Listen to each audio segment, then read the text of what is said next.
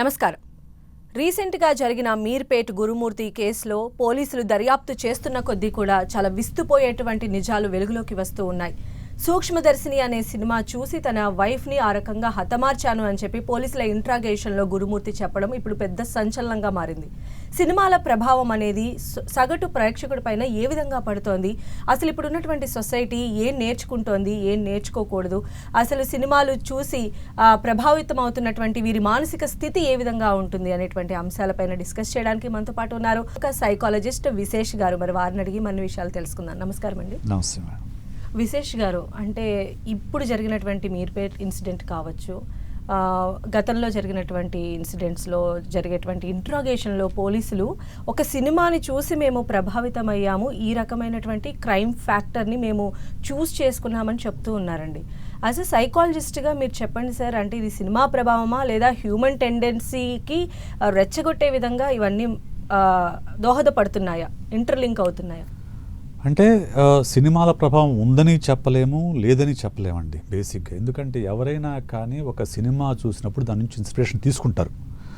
ఇలాంటి క్రైమ్ కోసం ఇన్స్పిరేషన్ తీసుకుంటారా అంటే తీసుకుంటే అన్ని హత్యలే జరగాలి కదా, అలా జరగవు. కానీ క్రిమినల్ టెండెన్సీ ఉన్న వాళ్ళు ఎవరైతే ఉన్నారో వాళ్లకు ఇవి ఉపయోగపడతాయి. ఇటువంటి మూవీస్ ఏవైతే ఉన్నాయో అవి ఆల్రెడీ వాళ్ళల్లో యాంటీ సోషల్ పర్సనాలిటీ ఎలిమెంట్స్ ఉన్నప్పుడు వాళ్ళని ఇటువంటి మూవీస్ ఎక్కువ ఇన్స్పైర్ చేస్తాయి, ఇటువంటి క్రైమ్స్కి పాల్పడే విధంగా ప్రేరేపిస్తాయి.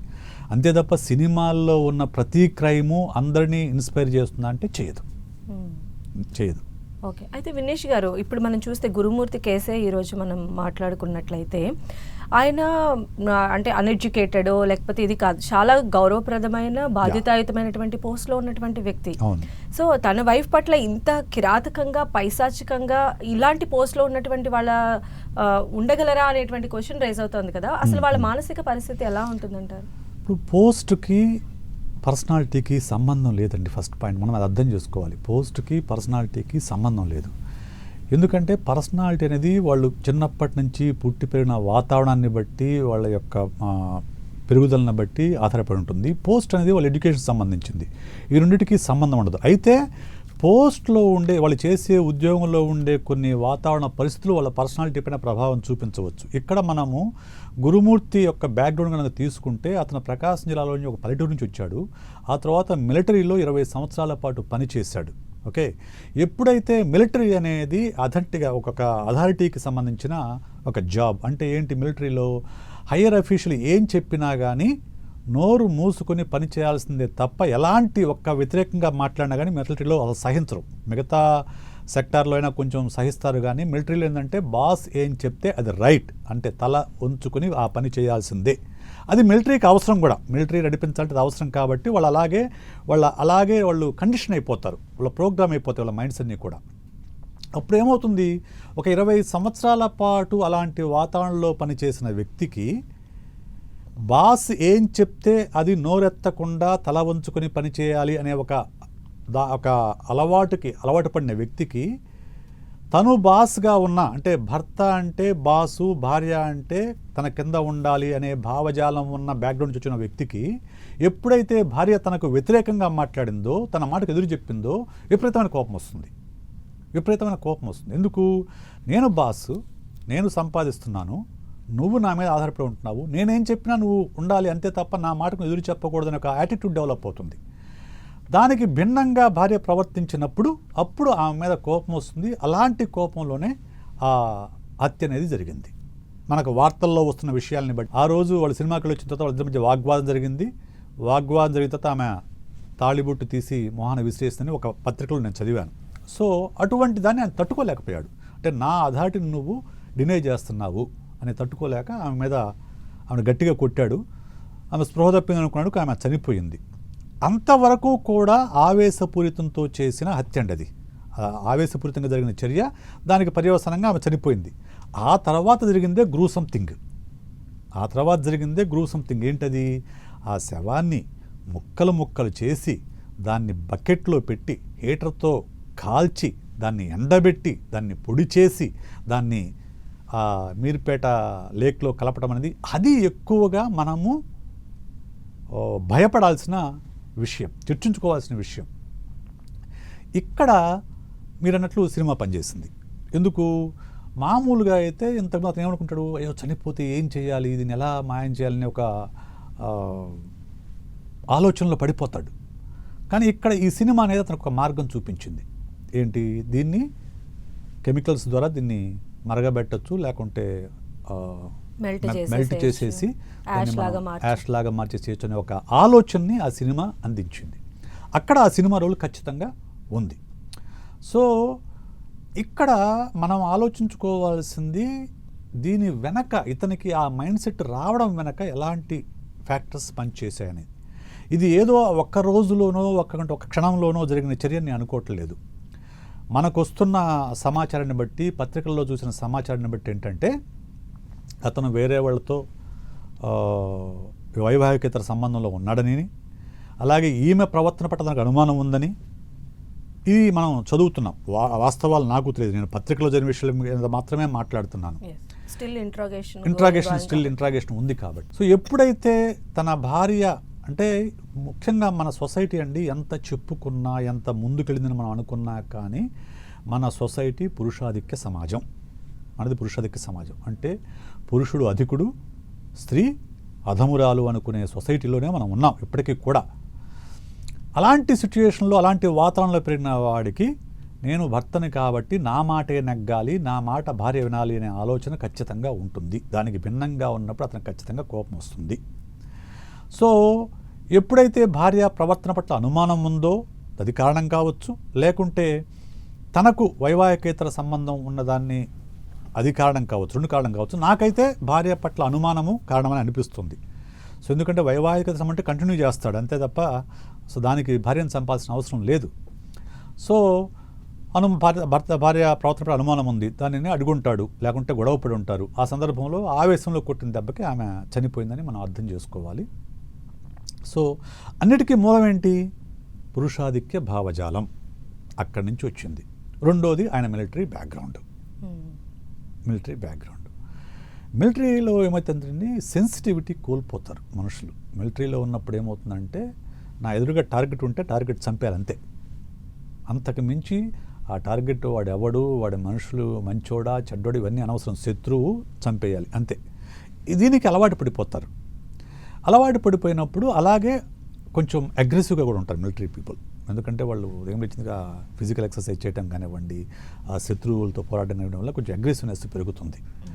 సో దాంతోపాటు కొంతమంది మిలిటరీ పీపుల్లో PTSD డెవలప్ అవుతుంది, అంటే పోస్ట్ ట్రామాటిక్ స్ట్రెస్ డిజార్డర్ అనేది డెవలప్ అవుతుంది. అంటే ఏంటి, వాళ్ళు కొంచెం కష్టతరమైన ప్రదేశాల్లో పనిచేస్తారు. కొంతమంది ఆ ఎన్కౌంటర్లను ఫేస్ చేసి ఉండొచ్చు. కొంతమంది తమ చంపిన వాళ్ళని, లేకుంటే తమ కళ్ళ ముందే తమ స్నేహితులు చనిపోవడం కానివ్వండి ఫైరింగ్లో, లేకుంటే తను చంపిన శత్రువులు దారుణంగా చనిపోవడం కానివ్వండి, కొన్ని గ్రూసమ్ సిచ్యుయేషన్స్ కొన్ని వాళ్ళు చూడాల్సిన పరిస్థితులు ఉంటాయి. అటువంటివి, లేకుంటే హైయర్ అఫీషియల్స్ వాళ్ళని వేధించడం కానివ్వండి, ఇటువంటి కొన్ని సందర్భాలు మనం ఉంటాయి. అటువంటి వాటి వల్ల వీళ్ళకి PTSD అనేది డెవలప్ అవుతుంది. అంటే ఏంటి, పోస్ట్ ట్రామాటిక్ స్ట్రెస్ డిజార్డర్. అంటే వాళ్ళకి స్ట్రెస్ అనేది హయ్యర్ లెవెల్లోకి అది ఆ ఇన్సిడెంట్ తర్వాత కూడా వాళ్ళు కంటిన్యూ అవుతూ ఉంటుంది.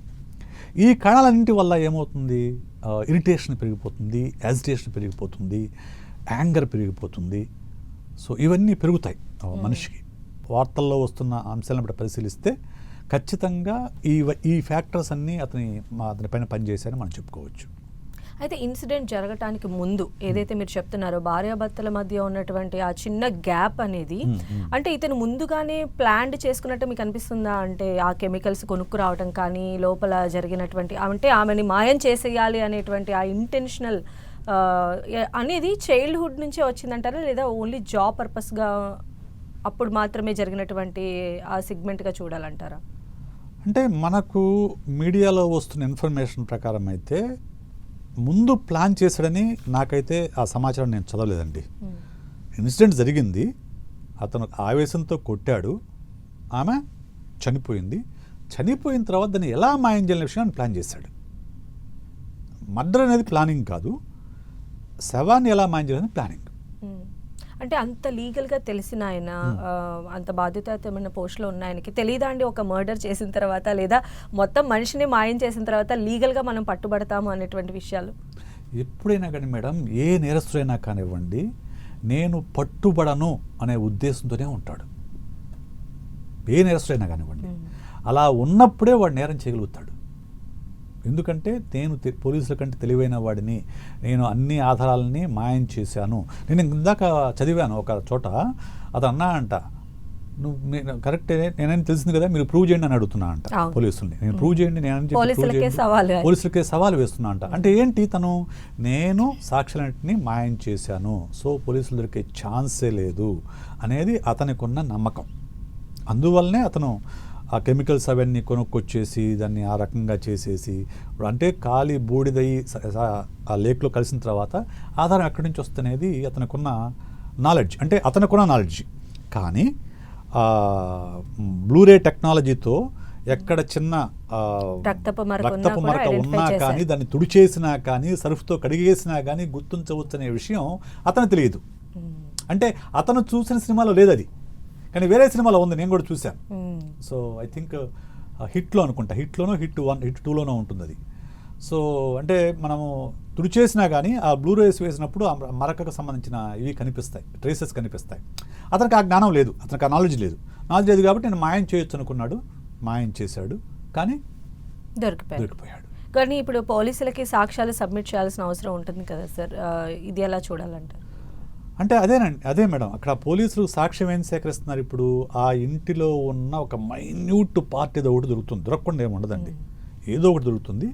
అక్కడ దొరికిన దాంతో ఆ డిఎన్ఏని, వాళ్ళ పిల్లల డిఎన్ఏని 2 మ్యాచ్ చేసి అప్పుడు చనిపోయింది ఆమె అని నిర్ధారించి, తర్వాత దానికి అతను కారణమని నిర్ధారించి, తర్వాత వాళ్ళు ఎఫ్ఐఆర్ కేస్ షీట్ ఫైల్ చేస్తారు, దానికి తగ్గట్టుగా కోర్టు వాళ్ళకి శిక్ష విధిస్తుంది. అయితే సినిమాలు జనరల్గా కొన్ని సినిమాలు మనం చూస్తే అండి, అంటే వాస్తవ కథలను దృష్టిలో పెట్టుకొని ఈ సినిమా తీసామని చెప్పి మనకి ముందుగా చెప్తూ ఉంటారు. కానీ ఇక్కడ సినిమాలను చూసి వీళ్ళు వాస్తవంగా చేస్తున్నటువంటి దీన్ని, అంటే సినిమా అనేది ఎంటర్టైన్మెంట్ వస్తువులాగా ఉండాలి, కానీ సినిమాని ఈ రకంగా యూజ్ చేయడం అనేది ఎంతవరకు కరెక్ట్ అంటారు? అంటే సినిమా అనేది ఒక మాధ్యమం అండి, మాధ్యమాన్ని ఎలా ఉపయోగించుకోవాలనేది ఆయా దర్శక నిర్మాతల మీద ఆధారపడి ఉంటుంది. సో సినిమాని సమాజాన్ని ఎడ్యుకేట్ చేయడానికి ఉపయోగించాలా, ఎంటర్టైన్ చేయడానికి ఉపయోగించాలా, డబ్బు సంపాదించడానికి ఉపయోగించాలా అనేది ఆయా దర్శక నిర్మాతల మీద ఆధారపడి ఉంటుంది. ఈరోజు సినిమా అనేది పూర్తిగా డబ్బు సంపాదన ఒక మార్గంగానే ఉపయోగపడుతుంది నేను అనుకుంటున్నాను. ఎందుకంటే మెజారిటీ ఆఫ్ ది మూవీస్ అలానే ప్లాన్ చేసుకుంటున్నారు. ఎన్ని 100 కోట్లు ఖర్చు పెడుతున్నాము, ఎన్ని 100 కోట్లు సంపాదించాలి అనేది ప్లాన్ చేసుకుంటాం. మనకు వచ్చిన బ్లాక్ బస్టర్ మూవీ చూడండి, smuggler is the hero. Smuggler is the hero అంటే ఏం చెప్తున్నారు మీరు? ఒక రకంగా సినిమాని ఓకే మనం షార్ట్ కట్లో కూడా గొప్పవాళ్ళం కావచ్చు అనే విషయాన్ని ఇండైరెక్ట్గా చెప్తున్నారు. అలాగే అందరూ ఎలా ఇన్ఫ్లుయెన్స్ అవుతారంటే కాదు, ఖచ్చితంగా కాదు. కానీ ఆ క్రిమినల్ మెంటాలిటీ ఎవరైతే ఉంటుందో, లేకుంటే ఆ యాంటీ సోషల్ పర్సనాలిటీ ట్రైట్స్ ఎవరిలో అయితే ఉంటాయో వాళ్ళని ఇది ఇన్స్టిగేట్ చేస్తుంది, వాళ్ళని ఇన్స్పైర్ చేస్తుంది. ఓకే మనం ఇలా కూడా గొప్పవాళ్ళం కావచ్చు, అడ్డదారిలో అయినా కానీ మనం గొప్పవాళ్ళం కావచ్చు అనే విషయాన్ని వాళ్ళకు ఈ సినిమా నిర్ధారిస్తుంది, అటువంటి సినిమాలు నిర్ధారిస్తాయి. సో ఇప్పుడు మనకు ఇది ఫస్ట్ టైం ఏం కాదండి, ఇంతకు ముందు కూడా చాలా సందర్భాల్లో మనము సినిమాలు చూసి చైన్ స్నాచింగ్ చేసిన వాళ్ళని, సినిమాలు చూసి దొంగతనాలు చేసిన వాళ్ళని, సినిమాలు చూసి దోపిడీ చేసిన వాళ్ళని, సినిమాలు చూసి గ్యాంగ్స్టర్గా మారిన వాళ్ళని, ఇటువంటివన్నీ మనం చూసాం, వార్తల్లో చూస్తూనే ఉన్నాం, అడప చూస్తూనే ఉన్నాం. అందులో ఇది కొత్తగా కొత్త కోణం ఏంటంటే అసలు శరీర భాగాలు కూడా కనపడకుండా మాయం చేయటం అనేది కొత్తగా ఈ సూక్ష్మదర్శిని సినిమాతో చూసి నేర్చుకున్న విషయం. అంటే ఈవెన్ చూసేటువంటి ప్రేక్షకుడు కూడా సార్ ఎలా అయిపోయాడంటే, ఇప్పుడు ఒక సోషల్ మెసేజ్ సినిమాకి వచ్చేటువంటి రెస్పాన్స్ కన్నా కూడా ఇలాంటి ఒక సస్పెన్స్ థ్రిల్లర్, క్రైమ్ థ్రిల్లర్ ఇలాంటి వాటికి సంబంధించి ఎక్కువ ఇంట్రెస్ట్ చూపిస్తూ ఉన్నాడు. ఇప్పుడు ఏంటంటే చాలా చేతుల్లోకి వచ్చేసినటువంటి పరిస్థితి, కంటెంట్ ఎలాంటి కంటెంట్ అన్నా కూడా మనకి చాలా ఈజీగా వచ్చేస్తోంది కదా. అంటే ఇక్కడ ప్రేక్షకుడి కావచ్చు లేదా సాధారణ పబ్లిక్ మైండ్ సెట్ మారుతున్నటువంటి ఈ క్రమాన్ని ఎలా చూస్తారు సార్ యాజ్ ఎ సైకాలజిస్ట్గా మీరు? ఇప్పుడు బేసిక్గా మనము ఇన్సెన్సిటివ్గా మారిపోతున్నామండి. ఎందుకనంటే ఉదాహరణకు నేను చెప్తాను, ఇప్పుడు సపోజ్ మీ ముందు లేకుంటే నా ముందు ఒక మనిషి క్రూరంగా చనిపోయి రక్తం గడ్డగా పారుతూ శరీర భాగాలను బయట కనిపిస్తూ ఉన్నాయి. చూస్తే మీకు ఏమనిపిస్తుంది? భయం అనిపిస్తుంది. సో అక్కడ నుంచి మీరు పిజ్జా తినగలరా? లేదు. కానీ అలాంటి సన్నివేశాలు చూస్తూ మన ఇంట్లో కూర్చొని హ్యాపీగా బ్రేక్ఫాస్ట్ చేస్తున్నాము, లంచ్ చేస్తున్నాము, హ్యాపీగా కబుర్లు చెప్పుకుంటున్నాం కదా. మన కళ్ళ ముందు టీవీలో అది కనిపిస్తూ ఉంది. కనిపిస్తున్నప్పుడు దాన్ని ఒక పక్క అక్కడ గ్రూసంగా ఉంది, మనం ఇక్కడ ఫుడ్ ఎంజాయ్ చేస్తూ ఉన్నాం. ఆటోమేటిక్గా ఏమవుతుందంటే ఆ సెన్సిటివిటీ అనేది లెవెల్స్ అనేది తగ్గిపోతూ ఉంటాయి. మోర్ ఓవర్ ఇప్పుడు ఓటీటీలు వచ్చిన తర్వాత మీకు సినిమాల్లో ఉన్న కొంత సెన్సార్ ఉంది. సినిమాల్లో కొంత సెన్సార్ ఉంది, ఏది చూపొచ్చు ఏది చూపకూడదు అనే విషయం వాళ్ళు ఖచ్చితంగా సెన్సార్ బోర్డు చూస్తుంది. సో కొంత మేనేజ్ చేస్తుంది. ఇప్పుడు మొన్న పుష్ప 2నే చూద్దాం. అది ఏ పిక్చర్ మూవీ, ఏ మూవీ అంటే 18 ఏళ్ళ పైబడిన వాళ్ళు మాత్రమే చూడాలని ఖచ్చితంగా సెన్సార్ బోర్డు ఒక సర్టిఫికేట్ ఇచ్చింది. అయితే తక్కువ వాళ్ళని కూడా చూస్తారంటే చూస్తారు, దాన్ని థియేటర్లో అనుమతిస్తారు కూడా. అనుమతించడం తప్పు, చూడడం తప్పు, అయినా కానీ వైలేట్ చేయడం అందరూ చేస్తూనే ఉంటారు. అది దాని సెన్సార్ బోర్డు ఏం చేయలేదు. సో కానీ ఓటీటీలో అటువంటి లేదు కదా. ఓటీటీలు ఏంటి, ఎలాంటిదైనా అప్లోడ్ చేసుకోవచ్చు మీరు. సాధారణంగా ఏమవుతుంది, మీరు అన్నట్లు ఓటీటీలో ఈ క్రైమ్ థ్రిల్లర్లు ఎందుకు ఎక్కువ హిట్ అవుతాయంటే, ఇప్పుడు ఎడ్యుకేటివ్ మూవీ అనుకోండి, అంటే మైండ్కి కొంచెం ఎడ్యుకేట్ చేసే మూవీ అయితే మీరు ఖచ్చితంగా మైండ్ దాని మీద పెట్టాలి, ఆలోచించాలి, విశ్లేషించాలి, దాని నుంచి నేర్చుకోవాలి, దీనికి కొంచెం ఎఫర్ట్ పెట్టాలి. వేరాజ్ ఈ క్రైమ్ థ్రిల్లర్స్ ఏమంటే అడ్రినల్ రష్ ఇస్తాయి వెంటనే. మీకు ఒక seat, edge of the seat మీద కూర్చోబెడతాయి, ఏమవుతుంది ఒక ఎగ్జైట్మెంట్ క్రియేట్ చేస్తాయి, ఒక అడ్రినల్ రష్ క్రియేట్ చేస్తాయి. సో ఎగ్జైట్మెంట్ కోసం మళ్ళీ అటువంటి మూవీస్ చూస్తూ ఉంటారు, అటువంటి సిరీస్ చూస్తూ ఉంటారు. ఎప్పుడైతే అటువంటి సిరీస్ చూసారో మీ సెన్సిటివిటీ లెవెల్స్ అనేవి తగ్గుతాయండి, ఖచ్చితంగా తగ్గుతాయి. తగ్గినప్పుడు ఏమవుతుంది, వాటి పెద్దగా స్పందించరు వాటికి. ఇప్పుడు ఒకప్పుడు అమ్మాయిల పైన దాడులు అని అంటే చాలా పెద్ద ఇష్యూ అయ్యేది. జరిగే కొద్ది ఏమైపోతుంది, ఇవన్నీ నార్మలే అనిపిస్తుంది. అంటే ఏంటి, క్రైమ్ అనేది నార్మలైజ్ అయిపోతుంది మన మైండ్ లోపల. Crime is a crime undoubtedly, తప్పు చేసిన వాడికి శిక్ష పడుతుంది. కానీ మన మైండ్ లోపల దానికి స్పందించే విధానంలో మార్పు వస్తుంది. మార్పు రావడం వల్ల ఏమవుతుంది, పెద్దగా పట్టించుకోకపోవడం ఇటువంటి జరుగుతూ ఉంటాయి. So that is the impact of the cinema కంటే కూడా నేను సీరియల్స్, ఓటీటీ ఇన్ఫ్లుయెన్స్ ఎక్కువ ఉందని అనుకుంటానండి. ఎందుకంటే సినిమా అనేది మహా అయితే మనం ఒక టికెట్ కొనుక్కొని వెళ్ళాలి, మహా అయితే 2.5 గంటల సినిమా అంతే. అది వచ్చాక దాని ఇంపాక్ట్ అనేది తగ్గుతుంది ఖచ్చితంంగా. కొన్ని డేస్కి తర్వాత సాచురేట్ కూడా అయిపోతుంది. వేరాజ్ ఓటీటీ అనేది మన ఇంట్లో ఉంది. కొన్ని ఓటీటీలు 8 ఎపిసోడ్స్ సిరీస్లు ఇవన్నీ ఉంటాయి. సపోజ్ మనం ఈ మధ్యకాలంలో పాతాళలోక్ అనే వచ్చింది, ఎంత గ్రూసం ఉంటుందో మీరు చూడండి. సో అటువంటి కొన్ని సిరీస్లు ఉన్నాయి. సో అటువంటి సిరీస్ చూసినప్పుడు దాని ఇన్ఫ్లుయెన్స్ కూడా ఉండొచ్చు. అయితే ఇక్కడ సినిమాలతో పాటుగా సొసైటీలో ఎప్పటి నుంచో ఉన్నటువంటి భార్యాభర్తలు ఇద్దరూ సమానమే అని చెప్పిన భర్త భార్య కన్నా కొంచెం ఎక్కువ సమానం అనేటువంటిది మనం చూస్తూనే ఉన్నాం. అంటే ఇంత ఫాస్ట్ జనరేషన్లో మూవ్ అవుతూ ఇంత పరుగులు పెడుతున్నటువంటి సొసైటీలో ఉన్నప్పటికీ కూడా ఈ తారతమ్యం తగ్గకపోవడానికి, especially male mindset change కాకపోవడానికి రీజన్ ఏమంటారండి? నేను ఇందా చెప్పినట్లు భార్యాభర్తలు సమానం అని ఎవరన్నారో నాకైతే తెలియదు. ఓకే, ఈ సొసైటీలో ఎప్పుడూ కూడా భర్తే ఎక్కువ, పురుషాధిక్య సమాజమే ఇది. కాకపోతే ఇప్పుడు చదువుకున్న వాళ్ళు ఎవరైతే కొంచెం ఎడ్యుకేట్ అయిన వాళ్ళు, జాబ్స్ చేస్తున్న వాళ్ళు, they are fighting for their right. అంతే తప్ప కింది స్థాయిలో ఉన్న వాళ్ళు ఎవరు కూడా ఆ రైట్స్ కోసం ఫైట్ చేసేవాళ్ళు లేరు. దాన్ని భర్త ఆధిపత్యాన్ని అంగీకరించే మహిళలే ఎక్కువ మనకు. ఇక ఎక్కడి నుంచి వస్తుంది, ప్రధానంగా సమాజం నుంచి వస్తుంది.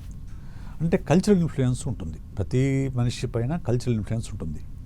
కల్చర్ అంటే ఏంటి అంటే బ్రాడర్గా మనం ఏమనుకుంటుంటే భారతదేశం మొత్తం ఒకే సంస్కృతి ఉందని మనం అనుకుంటూ ఉంటాం.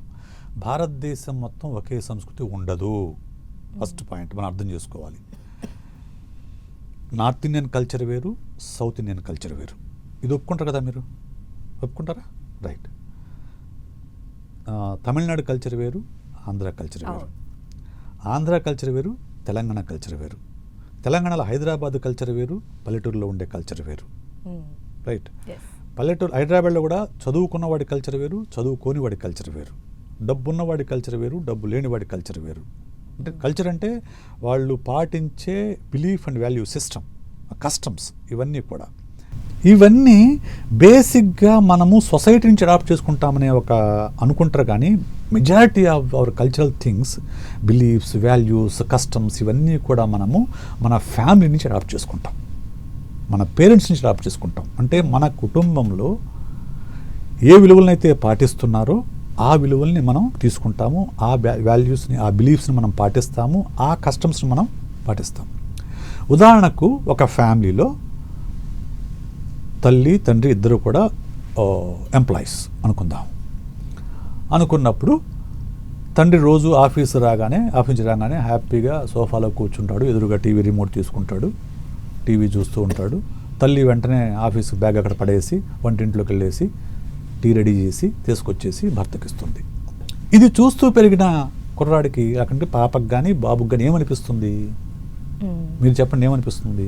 బాబు అయితే అలా కూర్చోవాలి, పాప అయితే ఇంటికి టీ సర్వ్ చేయాలి అనిపిస్తుంది. అంటే ఇండైరెక్ట్ గా పేరెంట్స్ ఏం చెప్తున్నారు అంటే భర్త రిలాక్స్ అవ్వచ్చు, భార్య మాత్రం ఇంటి పనులన్నీ చెయ్యాలి అనే విషయాన్ని మనం చెప్పకుండానే పిల్లల మనసుల్లో చూపిస్తున్నాం, రైట్?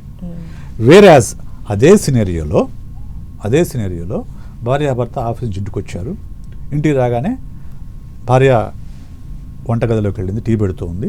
భర్త ఆ సోఫాలన్నీ సర్దేసి, సో నీకేమైనా హెల్ప్, కూరగాయలన్నీ నేను కట్ చేస్తానులే, రేపు మళ్ళీ కావాలి కదని కట్ చేస్తూ కూర్చొని ఉన్నారు. ఇద్దరు కలిసి కూర్చొని టీ తాగుతూ ఉన్నారు. ఇదేం మెసేజ్ ఇస్తుంది? Both are equal, both have to share the work అని చెప్పేసి ఇస్తుంది. ఇక్కడి నుంచి మొదలవుతుందండి. సరే, ఇంకా కొంచెం లోతుగా వెళ్దాం. పిల్లలు ఏదో అల్లరి చేస్తారు ఇంట్లో. అల్లరి చేసినప్పుడు తల్లి ఏమంటుంది? రే డాడీ రాని నీ సంగతి చెప్తా